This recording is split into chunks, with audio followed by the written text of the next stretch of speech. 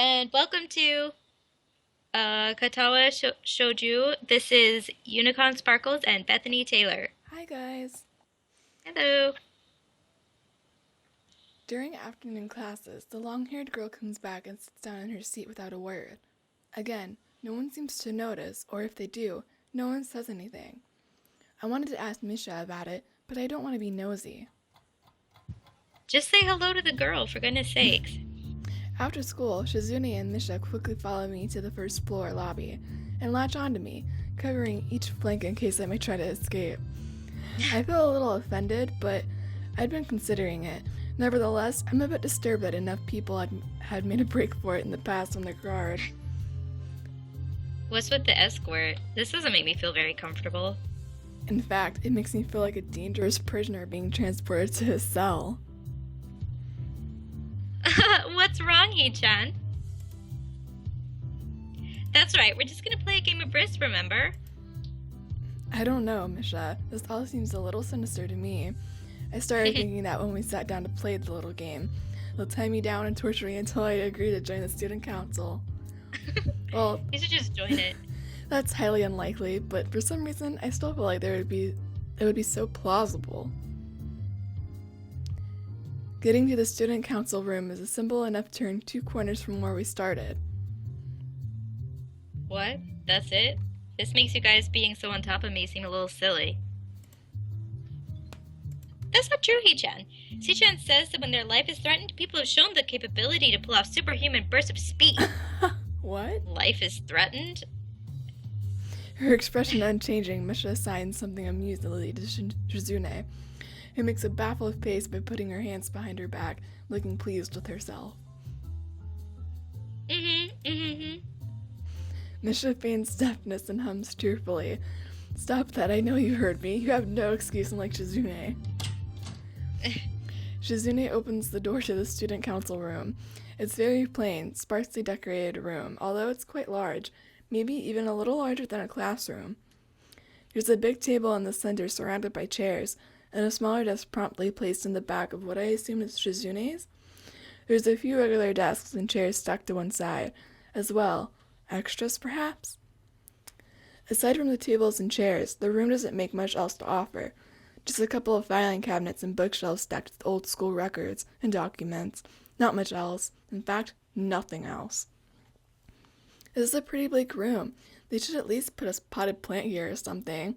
But the most noticeable thing in the room doesn't have to be other than people. Are we early? They're the only members, aren't they? Oh, no. What do you mean, no? Does it mean no one else is coming today? They're so cute. She's the like student council president and like they're it. Like they're the only members I love. Yeah, that's right. Before I manage to ask what's the case, Shizune claps her hands together very energetically. Hey Chan, let's play Risk. Come on, you promised, didn't you? You have to. Okay. Do you want to know the rules? We can explain to you while we set everything up. While Misha is talking, Shizune takes out what looks like a board game from behind one of the filing cabinets and throws it on the table. Actually, this looks kind of interesting. Oh god, are we actually going to play it? I hope not. Because we're both looking at 2 different screens right now. How are we gonna play it the same? I don't think we'll have to. After Misha spends a little too long for her liking running through the basics of a somewhat vague and confusing tutorial, thank god, Shizune cuts in and declares the game has started with a decisive motion, slicing her arm to the air. Shizune's aggressiveness is rubbing off on me. I start feeling more competitive than I intended to be when I agreed to this. Halfway into the game, while I try to ponder how to defend against Shizune's assault from more than 2 fronts, she breaks my concentration by drumming her fingers on the table to gather my attention. Cheater. Hey Chen. Shi-chan wants to know that you're taking too long to make a move. Shi-chan also says that she will let you keep Australia if you agree to join the student council. I thought this was a game with no strings attached. Just the fact that she would dangle that over my head as an offer means that she knows I care about the outcome of this game. And anyway, no. Shi-chan admires your fighting spirit and would be a benevolent dictator who will spare your people if you agree to join the student council. Your people. You're so competitive, Shizune. She seems to take this as a compliment. I would expect the student council president to be a little more magnanimous. Magnanimous? Misha is me with words. Aw, no. You know words? Well, yeah, but sometimes I'm just like, what is this word? You're like, wait, what is it? She doesn't seem to know what the word means or how it's signed. That's probably it. So she pulls out a piece of paper and writes it for Shizune, who in return signs back to Misha. Misha presses her index finger against her temples as if trying to physically imprint the word in her memory. Suddenly, Shizune bursts into a flurry of gestures. Misha looks daunted by the pace of her heated signing. Wait, please slow down, Chi-chan. He-chan. Shi-chan says you're going to lose. Tell her I will crush her world empire with my rebellion. Okay. Those eyes of hers shine with childlike mischief. Look at Shizune. Her eyes. She says, you have no chance if you keep playing like this. No, you won't. Ooh. She has a point. Attack aggressively. It's a trap. It's a trap. Oh, God. So we want to win this game, and she obviously has the upper hand. Do you think it's a trap? I feel like it's a trap because she's so competitive. Yeah, but then what if we fall back and she was like, oh, dang it. Or like, what if she still gets us? I don't know. I guess we'll go with it's a trap, like you said. Do you want to attack aggressively? We can do it's the trap thing. But if we attack aggressively, that might be like what she likes. I don't know. I don't care. Okay. I guess let's go with it's a trap to see. Let's go with it's a trap. Okay, let's do it. It's likely she's trying to psych me out. Looking at that board again, I have a pretty good defense set up, and I'm not going to wreck it on doing something reckless. After a few turns later, I lose the game anyway. No! Shizune adjusts her glasses victoriously and allows herself to tentatively pump up a fist in the air of celebration. I love that little pose Shizune does. She's like, oh yeah. Hee-chan, you lost when you allowed me to take North America. I mean, Chi-chan, not me. Getting control of North America is ambitious because it provides a 5-army bonus, but you can attack it from 3 fronts, so you must defend them all. I thought you'd have more guts. How disappointing. Ambition, Hee-chan. Your play needs to be more daring. Ambition. Oh, we should have been aggressive. Yeah. I'm sorry. Oh well, no, I said it was the trap. So. Shizune, I'm sorry, don't be upset at us. She doesn't care. She'll be fine. She'll deal with it. I was really excited when you took South America, but then you switched to playing defensively just because you gained a small advantage. That's no good, Hee-chan. You didn't take enough risks, and when you did, you didn't follow through. That's terrible, Hee-chan. Dang. Damn it, what's to her if I play too carefully? There's no need to rub it in my face. Oh, Shizune. Oh, she's close. I wonder if you'd even be any good for the student Wow, council. just because we're not aggressive? At risk? I mean, jeez. What's this, reverse psychology?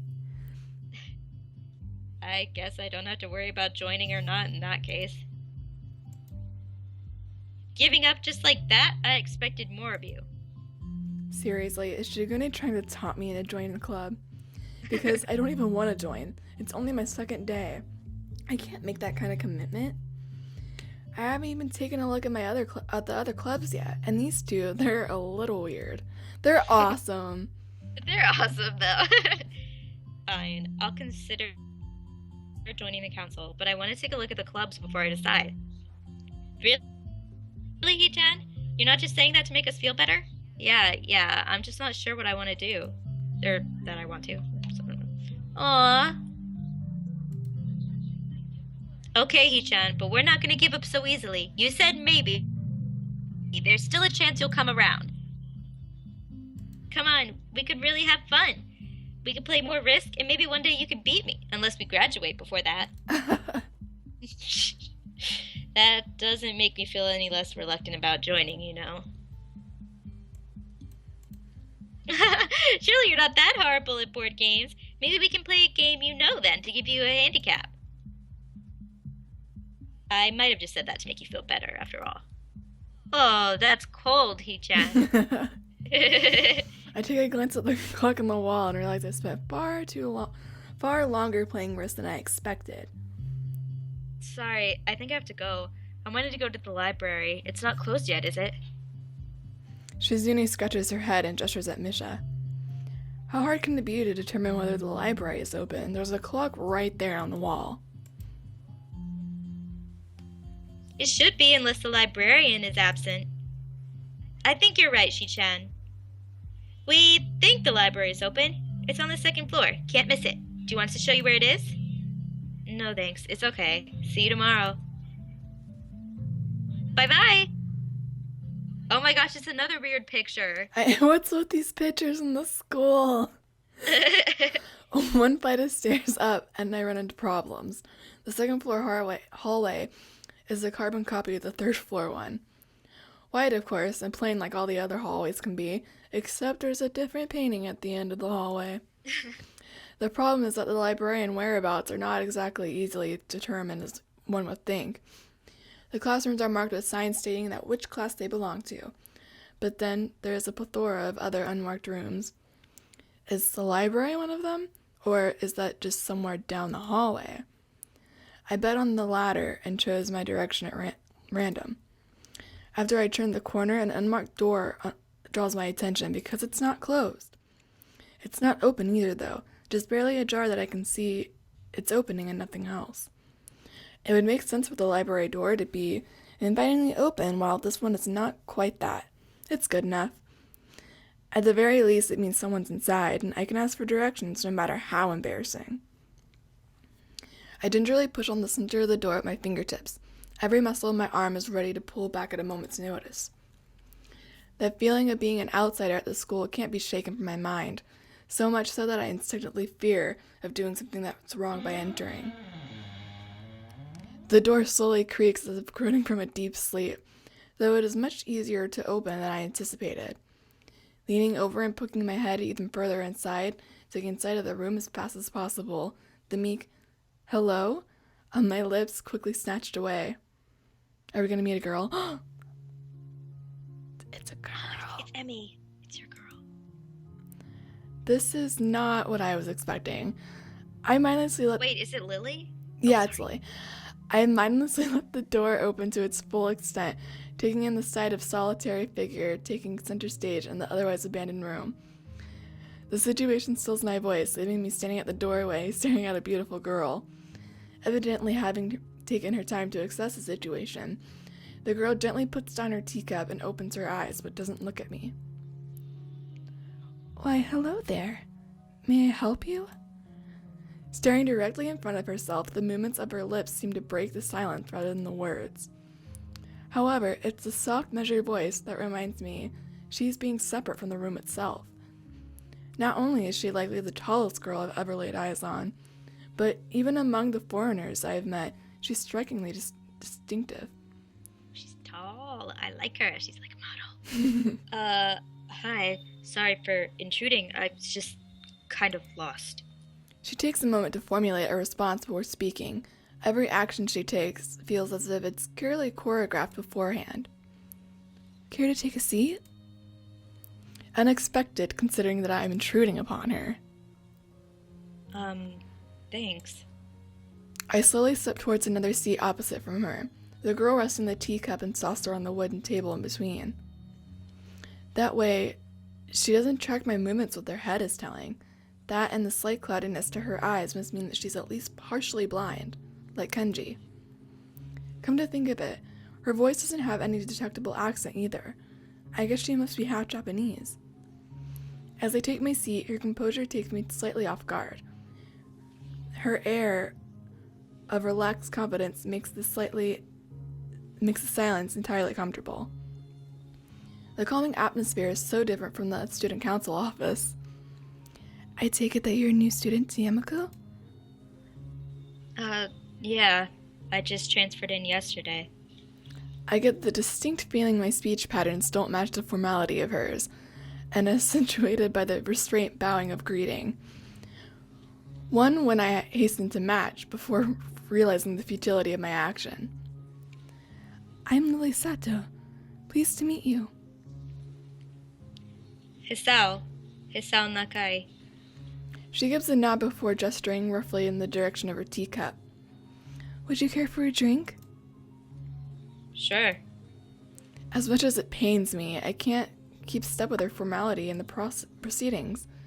She gives a kind nod, taking the request in stride. Without another word, she steps off the chair and prepares a second cup of tea from the collection of supplies laid out along the shelf. A brush here, a brush there, her left hand often lightly touching the side of whatever container she's pouring into. It seems to be a process she's followed dozens of times before. As I lean in sideways to see around her back, she seems to use her long, dainty fingers to measure the right amount of water in the cup. It is one thing to see the different disabilities that the students in my class have, but it's quite another to see how everyone seems to adapt. Shizune and Misha have no problems working together to communicate to me, and Lilly herself seems to have workaround for problems I'd never even thought of. While I feel slightly guilty about her doing all the work, she seemed pleased to be following the correct process of preparing the drink. So, her soft voice brings me out of my silent observance. Which room are you looking for? It's not often the classroom is visited after school. The school library? Shizune and some classmates told me it was on this floor. She finishes pouring water into the teacup as she nods. A small metallic tapping comes from the teacup, indicating it's being stirred. I am aware of Miss Hamachi, and as most students are, to be with them means that you're in class 3-3 now. That's right, in the science room with Muto. She gives a small giggle before setting the teaspoon down and slowly walking towards the table, teacup and saucer in hand. He's quite a character. I imagine you'll come to like him. Most do. Oh, there we are! We're hey, so us! good looking! We're so cute! As she sets down the tea, I gently take it and have a sip. I'm really more of a coffee person, but this seems like a really bad moment to bring it up. He just hates everything. Nonetheless, the smell's quite nice. I hardly think of it to be hard to choke down. Thanks, Sato. It tastes really nice. She smiles and quickly waves her hand in front of her face. Lilly, please, there's no need to be too formal. She says this in spite of her exceedingly well-breached speech. Oh well. I guess I should try to ask her about herself, as if it really does seem she's catering to me. So, which class are you from? I imagine it's one of the third-year classes? Correct. I'm in class 3-2, which is on the 3rd floor, same as yours. It's taught by Mayaga, and it's specifically for those both blind and particularly blind students. I see. Sorry. Is it because he said I see? Yeah, maybe. Yeah. I feel like slapping myself for the faux pas, looking at her face, though she doesn't seem, and at least a bit put off by it. My, there's no need to change your speech on my account. Oh Lord, something to spell. Stuff falling off the desk over there. Uh-huh. Sure. Sorry. I guess I'm really showing my newness here. An environment like this would be a big change, so I can't fault you for it. While there can be some same can be said for anyone. Many have come to terms with their conditions. A category which would include her, it seems, all too ready to jump ship from this particular topic, is scooch into another. Do you come here to drink tea often? It's a really nice place. Thinking on it, this might be her version of the place behind the school I might like to eat lunch at. I come here fairly often during lunch times. My duties as class representatives don't have enough time for an official club. So, as a friend, I use this room for having tea. Class representative, huh? Compared to Shizune, her mannerisms seem to be almost completely opposite. While Shizune is blunt and fiercely driven, Lilly seems relaxed and calm, almost aloof. Come to think of it, she might be useful for less biased view of the school activity club. What kind of clubs are there to join? The more popular ones are the track and field club, which uses field near the school during lunch times, the baseball club and the book club in the room near the library. There are also numerous small ones too, though, such as art and music clubs. At a time when I'm just wanting to get on my feet. Oh, I thought it was her talking, whoops. At a time when I was just wanting to get on my feet, rushing into a club right away might seem slightly unappealing. I wonder if the school shares the same rule as my old one. Is it compulsory to join a club? It isn't, though it's encouraged. Ah, good. That's a relief. I've really let down my guard around this girl to let such a thing slip out. The fact seems to slightly amuse her. Not wanting to get my tea cold, I finally start drinking it, as Lilly does the same. As I look over to the window over her shoulder, I notice the light coming into the room has a distinctly orange tint. Even here, time doesn't stand still. Huh, the time's gone quickly. Sorry? Right, she's blind. Of course she can't see the sun setting. It just looks like the sun's starting to set. It seemed to come as a surprise for her. I guess she must have lost track of time. Sorry, Hisao. I didn't mean to keep you from the library for so long. I quickly moved to allay her concern. No, it's okay. The library's still open, isn't it? She pauses and takes a moment to think on it. It's probably something I should have asked Shizune when I had the chance, but Lilly seems likely to know in any case. True, it's open until 6:30 during weekdays. A quick glance at my watch confirms that I have well enough time to get there. I might get going in that case. It's been nice talking with you, Lilly. She smiles and gives a deep nod, her hands still neatly folded on the table in front of her. It was my pleasure. Oh, come to think of it, shall I show you where the library is? I couldn't possibly ask for more help. I should be able to find it all right. Well, unless my navigational skills fail me, which they seem to have a habit of doing. It's all right. I was going to be talking to the librarian there in any case. I should introduce you. This gets better and better. It's pretty hard to deny her offer. If you're sure, then that'd be great. Thanks. As she stands up to follow me, she takes a hold of a straight, retractable cane that has been slipped in the hands of her bag on the floor. Compared to the cane that the boy of my class had, Lilly looks much thinner and longer. His must have been for support, where Lily's is for navigation. Together, we leave this peaceful room and enter the empty hallway on the way to the library. Side by side, my pace is carefully slow to match hers. We slowly walk through the hallway. It doesn't take long for us to arrive at the door to the warm-looking room, apparently situated in the corner of the floor other than the wing. Ladies first. She gives an appreciative smile at the gesture, taking the lead as we file in. Should we stop at where the library is? Yeah, sure. It's been 24 minutes. Okay, so we'll stop right here at the library before we meet the librarian. Thank you guys for watching. Let us know what girl you like now that we've met 3. Mm-hmm.